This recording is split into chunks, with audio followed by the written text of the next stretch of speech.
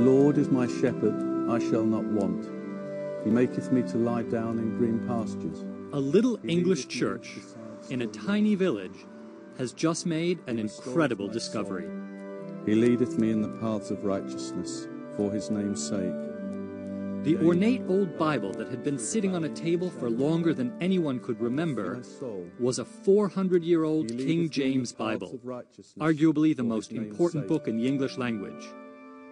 It was hiding in plain sight.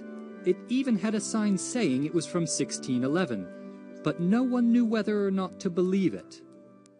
Only about 200 copies of the original are known to exist.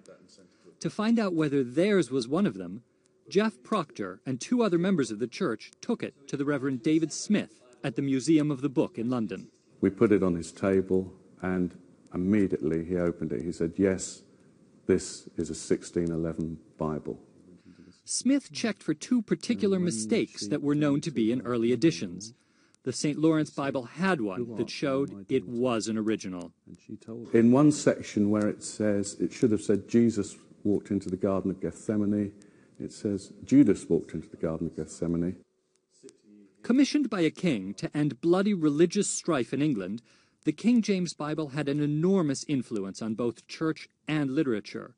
It popularized or introduced dozens of phrases that have become part of our daily lives. Born again, eat, drink and be merry. God forbid. Eye for an eye. St. Lawrence's Church is planning to keep its King James Bible in use once they raise money to build a special display case.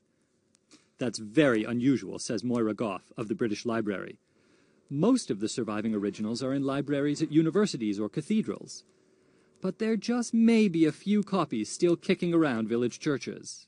At least some of the original King James Bibles were put away safely as treasures and are yet to be discovered, as this one has been.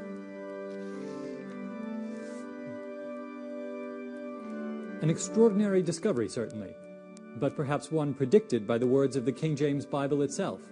Seek, and ye shall find. Richard Green, CNN, Hillmartin, England.